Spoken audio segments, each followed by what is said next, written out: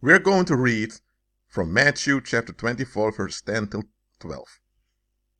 And then, by the way, this is Christ speaking, this is the Lord speaking, so pay attention to what the Lord is saying. And then shall many be offended, and shall betray one another, and shall hate one another. And many false prophets shall arise, and shall deceive many. And because iniquity shall abound, the love of many shall wax cold. Pay attention, will often say many. Many will be offended. After that, many will betray one another. Then, that same many will hate one another. As a result of this collective contention, you will have many false prophets rising up, taking advantage of the many who are offended in betrayal and in hatred. And those people who are in darkness because they operate in offense, which means they operate in hatred and denial. They're now deceived because those false prophets are telling what they want to hear. And when this is going on, negative tensions increase, violence will increase, and people become desensitized to the violence. So the love of many shall wax cold. It's not talking about the love of God. It talks about the natural affections human beings have towards one another. It shall wax cold.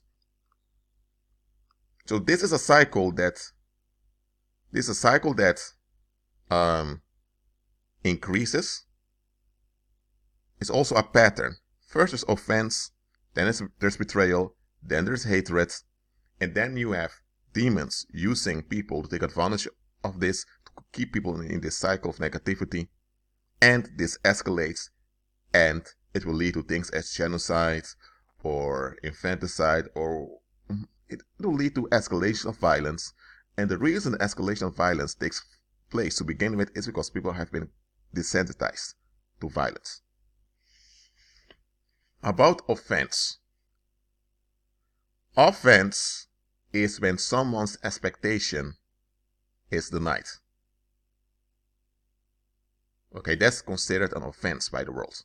When you deny someone's expectations, so when you don't conform nor give in to someone's expectations, people will feel offended. They'll feel attacked. Because this is what it comes down to. Worldly people, they don't want to accept that they are not God.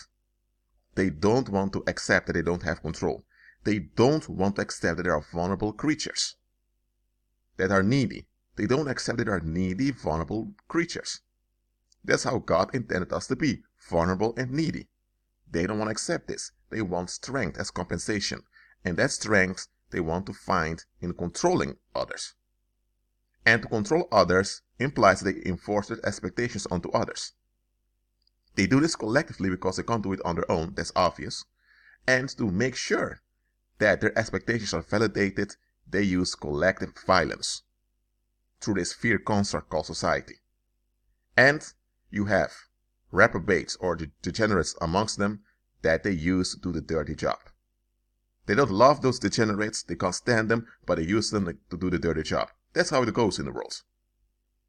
When you don't give in to the collective expectations of a community, you are considered rude. Rudeness simply means you don't give in to someone's expectations. And rudeness is considered an offense, it's considered an attack. Because worldly people don't see a distinction between themselves and their expectations. They are their expectations. And the way they feel about those expectations is reality. That's how they think. Now, there are worldly people who can clearly see the difference between feelings and facts. But in general, worldly people are so into their own expectations that they perceive those expectations as being who they are. And when those expectations are not honored, they are the ones feeling the attack. They operate in rejection. And because they operate in rejection, they soon will operate in offense also. Whenever there's rejection, there's offense. So to operate in offense simply means they feel victimized. Even though it can be that what they wanted from you was unreasonable and you were in your right mind and you were in your right to refuse it, they don't care. Their will has been challenged. And now they are faced with the fact they are vulnerable, needy creatures.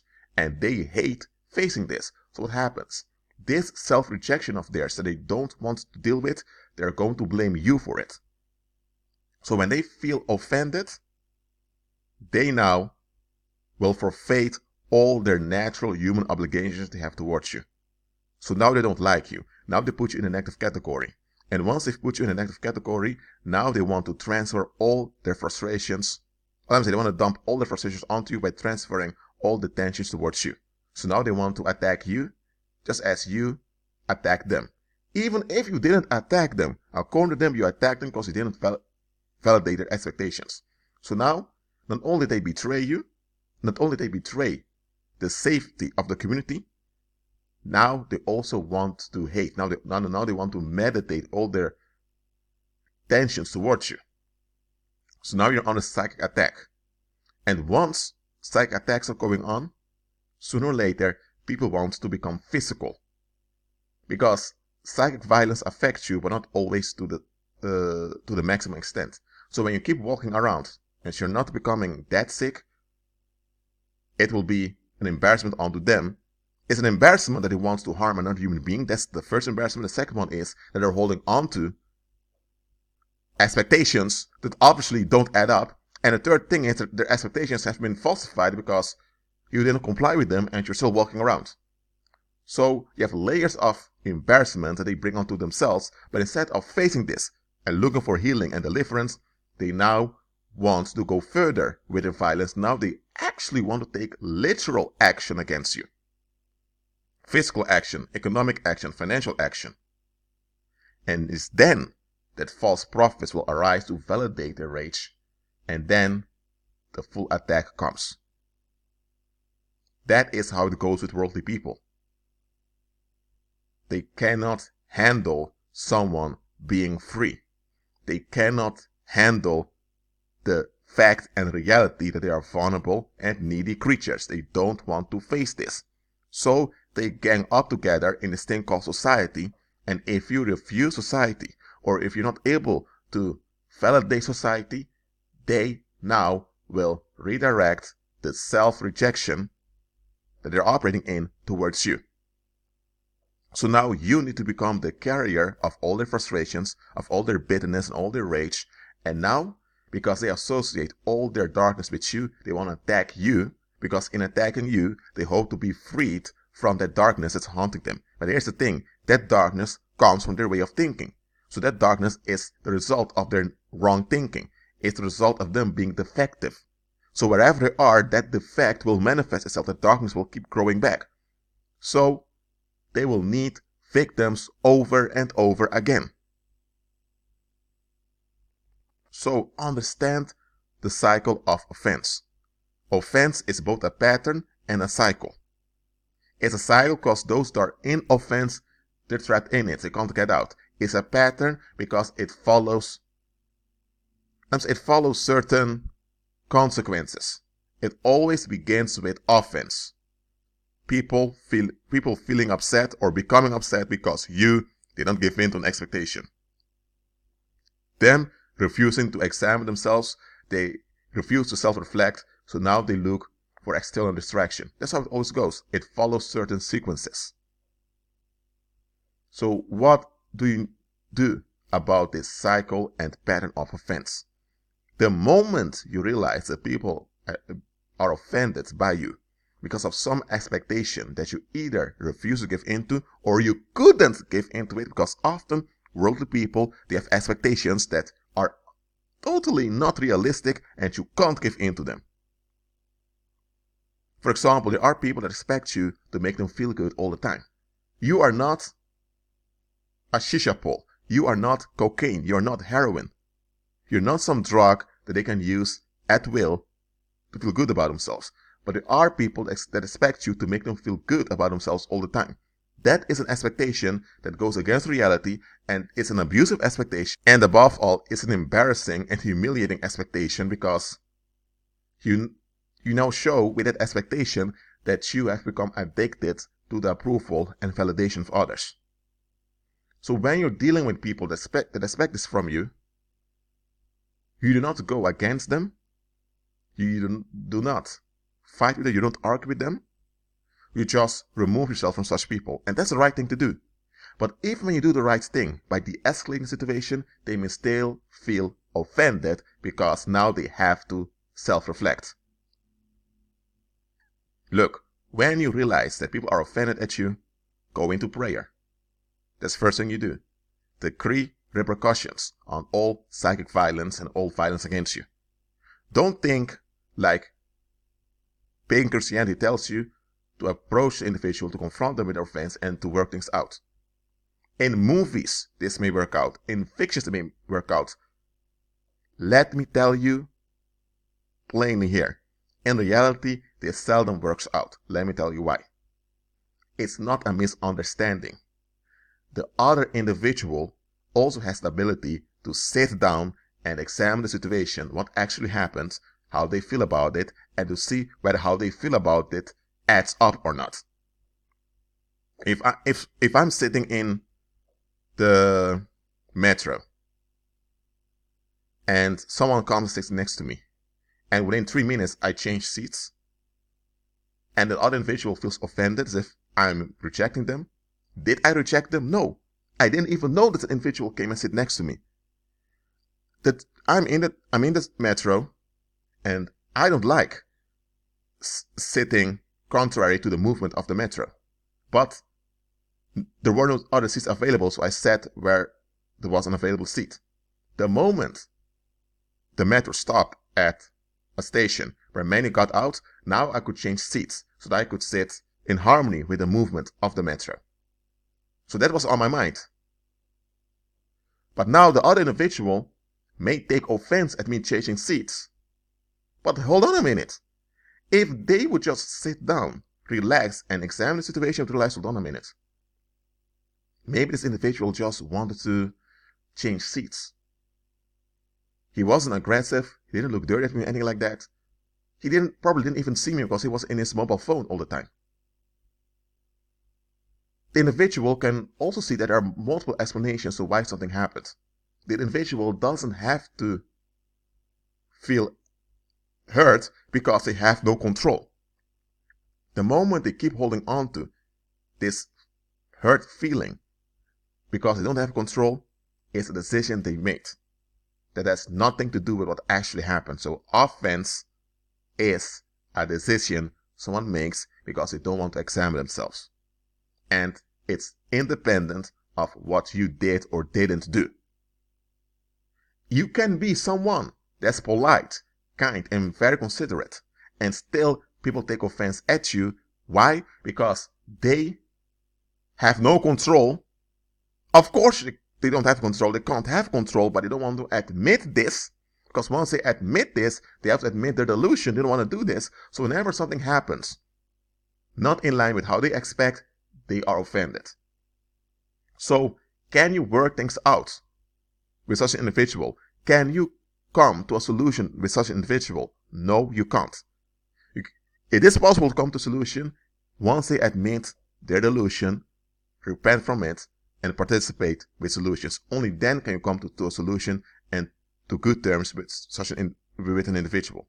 But people that don't want to self-reflect at all, they operate in both rejection and in offense. Sooner or later, they'll operate in hatred, and once they operate in hatred, they'll operate in homicidal rage eventually. So, things will only get worse. And such people will always look for validation for their hatred, which is an expression of self-rejection. They may act out against you directly. That is when they are confident that they can win a physical altercation. When they can't win a physical altercation, they'll talk bad about you behind your back. No matter what's going on, how they do it, realize that it's them. They are the issue, they are part of the problem, and they are the ones generating the violence, not you. If you did something that was wrong, no matter if it was something very terrible or a minor thing you did wrong, that still doesn't give them the right to become negative towards you. They shouldn't become negative to begin with, but because they operate in the negative and they don't want to face this, they will use whatever wrong you did or whatever you did. Maybe you didn't do anything wrong. They will use whatever you did or didn't do as an excuse to avoid facing themselves. And when their tensions become too heavy for them, they now want an excuse to act out violently against anyone. So they don't want solutions. So don't approach them with intention to seek solutions. It's good that you want solutions because you're realistic. Realize they are not realistic. They are violent cowards that will spread filth throughout the earth unless they are stopped. Now, you can't always stop them. First of all, you can't change them. You can't. You can only hinder the spread of their filth. And you should do that as far as Christ allows you to. You do it through prayer, through decrees and declarations, and by de-escalating situations where they are around. I'm not saying you should be involved all the time, but if they are targeting you, you can just walk away and de-escalate. Or when they accuse you, you can just play dumb so that they will look like the fool, and then you move out. So you anticipate violence by de-escalating situations. That doesn't mean that you approve what they're doing. It can't be approved. And just realize, arguing with them, even if you're completely right, is useless. You know why?